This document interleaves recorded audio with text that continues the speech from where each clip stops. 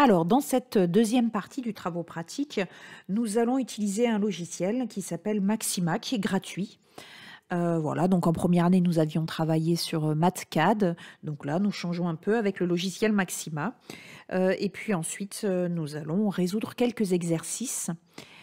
Et je vous expliquerai à la fin le travail à me rendre pour le lundi 4 janvier. Alors, vous allez commencer par installer sur votre PC Maxima, le logiciel Maxima. Donc pour cela, vous tapez dans Google le 01net.com télécharger Maxima gratuit. Normalement, vous allez tomber sur ce lien-là. Voilà, vous cliquez ici sur télécharger gratuitement. Vous vous laissez guider, hein, donc ensuite enregistrer le fichier. Il faut attendre un petit peu avant que cette fenêtre s'ouvre, hein, ne soyez pas trop pressés. Ensuite, vous allez, comme d'habitude, je pense que vous savez très bien faire, hein, cliquer ici dans la zone de téléchargement et ouvrir le fichier maxima-clisp, d'accord? Voilà, et donc ça va l'installer automatiquement sur votre ordinateur. Vous cliquez suivant jusqu'à la fin et donc vous allez pouvoir mettre en route votre application Maxima. Alors, quand vous ouvrez le logiciel Maxima, vous obtenez donc une page. Alors, nous allons vraiment cibler l'apprentissage de ce logiciel pour commencer sur le calcul matriciel. Mais tout d'abord, comment faire le produit de deux nombres? Eh bien, tout simplement, on tape 3 fois 4. Et alors, le fois, faites attention ici, le point, en fait, c'est un fois qui est l'étoile du clavier de lettres. D'accord? Donc, en fait, autrement dit, vous tapez 3 étoile 4 et ensuite vous faites majuscule entrée, d'accord, vous en même temps majuscule plus entrée. Voilà, et donc le point virgule s'ajoute automatiquement et vous obtenez donc le résultat 12. Donc ici I1 c'est input, c'est ce que vous avez entré vous, la première ligne de l'input, et output c'est la réponse donc du logiciel. Bon, ça je pense que vous connaissez bien. Alors ensuite, c'est dans le menu algèbre que vous allez trouver tout ce qui concerne les matrices. Donc pour définir une matrice, ce n'est pas générer une matrice, mais entrer une matrice qui va vous permettre de définir une matrice. Alors, on vous demande le nombre de lignes et de colonnes. Bon, nous allons par exemple rentrer une matrice 3 lignes, 3 colonnes. Nous lui donnons un nom, grand A, d'accord ? Et puis après, voilà, on la remplit. Alors avec la tabulation, vous pouvez comme ça passer. Alors c'est dans chaque ligne, l'une après l'autre, hein, d'accord ? Voilà, ensuite OK. Et vous avez donc votre matrice A. Donc vous avez le input 1, d'accord ? Vous avez votre matrice, la matrice grand A que le logiciel écrit. Alors ensuite, on va maintenant définir un vecteur. Donc pour définir un vecteur, vous allez entrer une matrice, en fait, qui va avoir 3 lignes et une colonne. D'accord? Si c'est un vecteur à 3 composantes. Hein. Donc vous l'appelez V. Voilà, avec tabulation, vous passez d'une composante à l'autre. Et donc voilà ce que le logiciel vous écrit. Donc I2, hein, input 2, puisque en input 1, ça a été la matrice.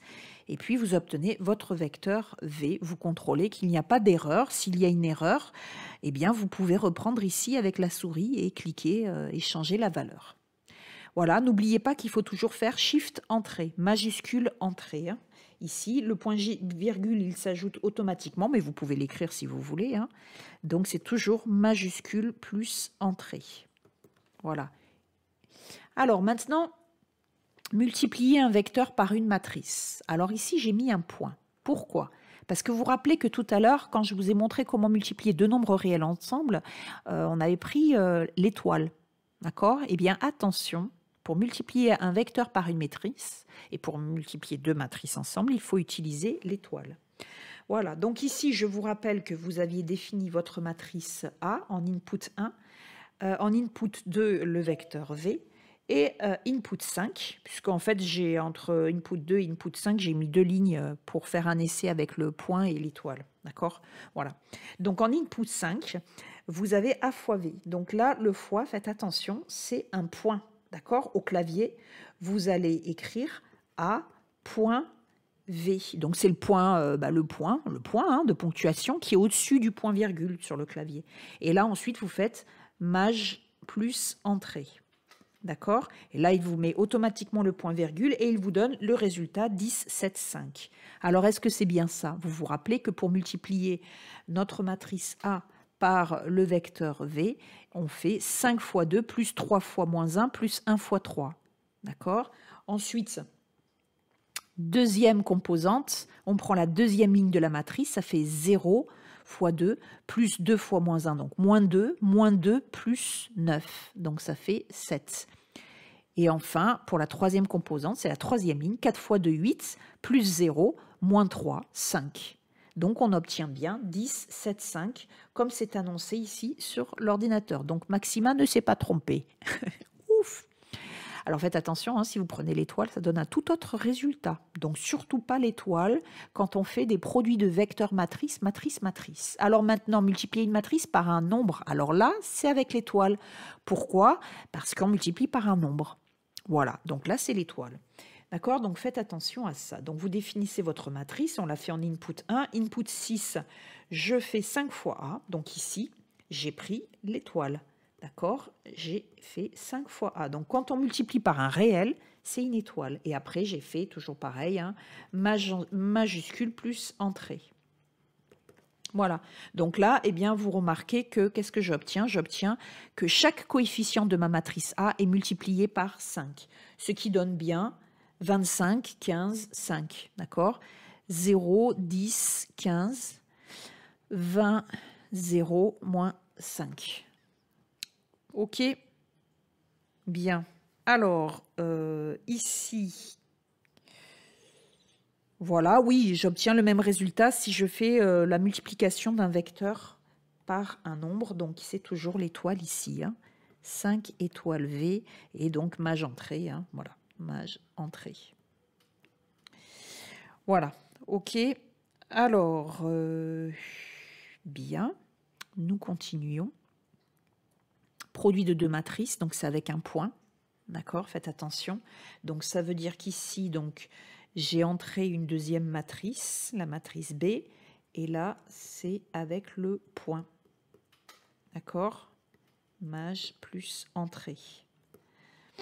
Voilà, donc on obtient cette matrice-là. Donc si je fais les calculs, hein, donc la deuxième composante, ça va être 0 plus 3. C'est bien ce que j'ai là. D'accord? Ensuite, 8 plus 0 moins 1. 7, c'est bien ce que j'ai là. Ensuite, oups, échappe. Voilà. Cher échappe. Oui, pour la deuxième colonne, donc je vais prendre la matrice, je vais la multiplier par ce vecteur. Donc ça va faire 5 fois 3, 15. D'accord? Plus 3 fois 6, 18, plus 0. Donc ça va donner 33. Ensuite, pour la deuxième composante, je fais deuxième ligne par le vecteur vert, d'accord? Donc 0 plus 12 plus 0, donc ça fait 12. Et enfin, 12 plus 0 plus 0.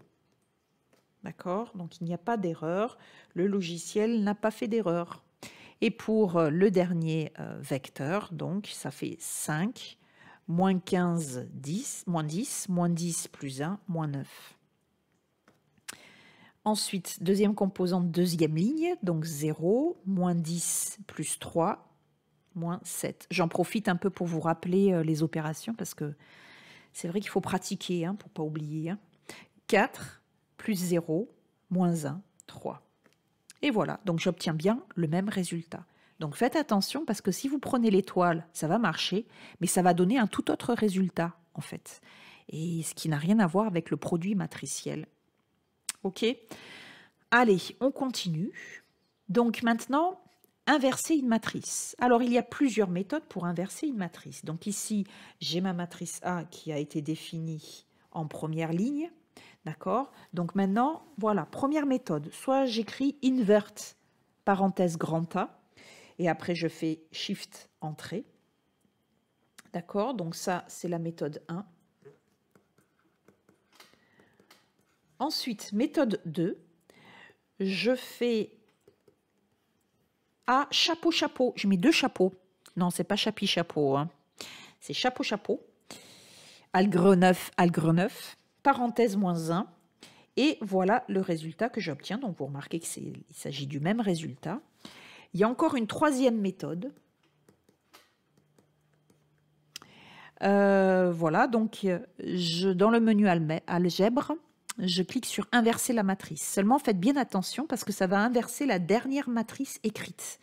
Or, moi, la dernière matrice écrite, ben, c'est le résultat, vous savez, hein, de l'inverse de A.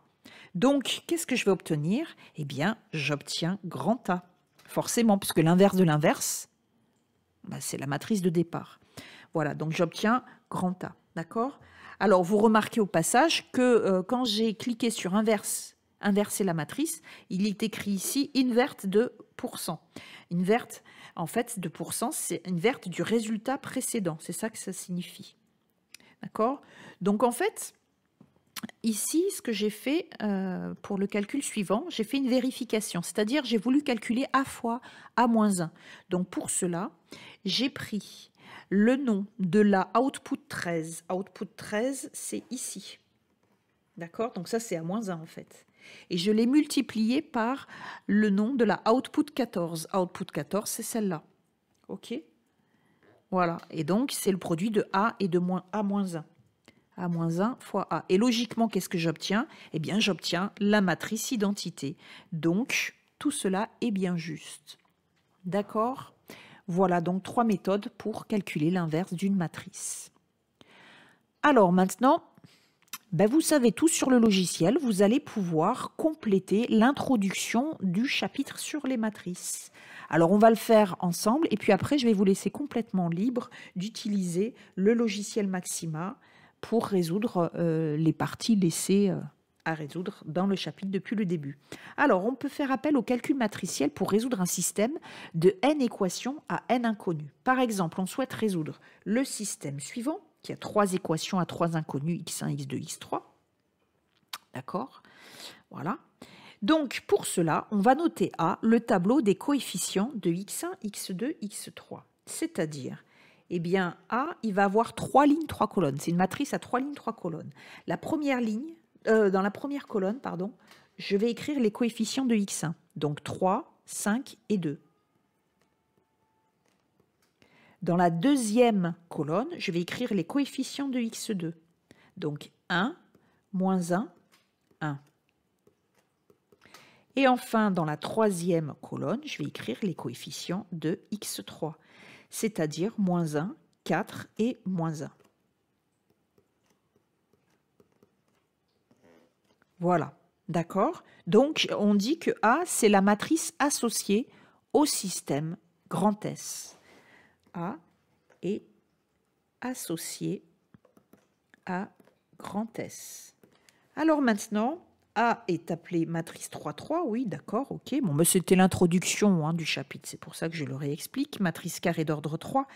A est un élément de l'ensemble des matrices carrées d'ordre 3 et on note grand A appartient à, ça maintenant vous le savez, l'ensemble des matrices, c'est grand M majuscule, hein, 3 à coefficient réel, 3, grand R. Alors maintenant, comment je vais résoudre ce système à l'aide de cette matrice? Eh bien, on va noter grand V, le vecteur constitué par les 3 inconnus, c'est-à-dire x1, x2 et x3. Et B, c'est le vecteur second membre du système. Alors, dans le second membre, vous avez 2, moins 1 et 3. Donc, B est constitué des seconds membres du système. On peut alors écrire le système grand S de la façon suivante. Eh bien, vous avez la matrice grand A, 3, 5, 2, hop. Ensuite, 1, moins 1, 1. Et, moins 1, 4, moins 1. Voilà. Si je la multiplie par le vecteur V, qu'obtiens-je? Eh bien, j'obtiens 3 fois x1 plus x2 moins x3.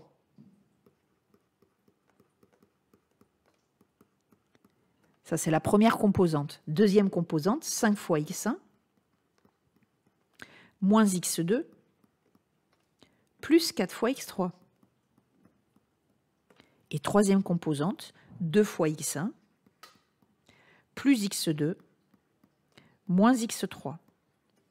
Autrement dit, j'obtiens le premier membre de mon système. 3x1 plus x2 moins x3. 5x1 moins x2 plus 4x3. 2x1 plus x2 moins x3. Donc, ça veut dire que le vecteur que j'obtiens, eh bien, c'est le vecteur B. 2, moins 1, 3. Autrement dit, je viens d'écrire que ce système grand S est équivalent à l'équation matricielle suivante, A fois V est égal à B. Mon inconnu là-dedans, c'est le vecteur V. C'est V que je cherche. Alors, comment faire pour obtenir V? Eh bien, si on travaillait avec les nombres réels, 3x égale à 5, c'est facile, on fait x égale, on divise par 3, 5 tiers. Le problème, c'est que ce que je vous ai dit tout à l'heure dans la première vidéo, c'est que le produit matriciel n'est pas commutatif. Donc, on ne peut pas écrire que V est égal à B sur A. V va être égal soit à B fois A moins 1, soit à A moins 1 fois B. Mais l'ordre est très important. Alors, comment faire pour ne pas se tromper? Eh bien, pour ne pas se tromper, je vais prendre cette équation et je vais la multiplier. Je vais la multiplier à gauche par A-1. D'accord? Donc, j'ai A fois V égale à B. Donc, je vais la multiplier à gauche par A-1. Pourquoi à gauche? Parce que si je la multiplie à droite, qu'est-ce qui va se passer? Je vais avoir AV égale à B et je la multiplie à droite et là, je ne peux pas permuter. Je peux pas, le produit n'est pas commutatif. Et en plus, un vecteur, on ne le multiplie jamais à droite par une matrice. D'accord? Donc, ça fait 2 bonnes raisons pour ne pas le faire. Donc maintenant, ici, maintenant que j'ai fait ça, A-1 fois A, c'est la matrice identité. Donc ici, c'est une identité 3,3. Hein, d'accord? Donc, I3 fois V est égal à A-1 fois B. Et maintenant, la matrice identité multipliée par n'importe quel vecteur ou matrice redonne ce vecteur. Voilà comment je fais pour calculer mon vecteur inconnu. Il suffit de calculer la matrice inverse de A si elle existe, parce que vous avez compris dans la première vidéo que ce n'est pas gagné. Et si elle existe, à ce moment-là, V est égal à A-1 fois B. Si elle n'existe pas, ça veut dire que soit il n'y a pas de solution à ce système, ou alors il y a une infinité de solutions, l'un ou l'autre, mais ça, nous le verrons plutôt à la rentrée. Donc, voilà votre travail. Vous allez, grâce à Maxima, calculer la matrice inverse de A et finir les calculs. D'accord? Donc, voilà le travail à faire en utilisant Maxima. Premier exercice, vous allez finir donc l'introduction en calculant A-1 avec Maxima et en complétant. Ensuite, deuxième point, vous allez reprendre tous les exemples des pages 4 à 9 avec le logiciel Maxima. Donc, vous avez des sommes de matrices, multiplication de 2 matrices entre elles, à gauche, à droite. Vous regardez si vous n'avez pas fait d'erreur de calcul. Troisième point, résoudre sur feuille, puis vérifier avec le logiciel Maxima l'exercice, page 9, ci-dessous. D'accord? Donc, n'hésitez pas à m'envoyer vos brouillons sur Discord que je vérifie au fur et à mesure avec vous. Et pour finir, voilà le devoir maison à rendre sur Moodle avant le lundi 4 janvier. Alors, bien évidemment, vous aurez à détailler les calculs puisque vous pourrez vérifier tout sur Maxima. Donc, il faudra me détailler tous ces calculs. Voilà, je vous donne donc rendez-vous maintenant sur Discord pour discuter de tout ça.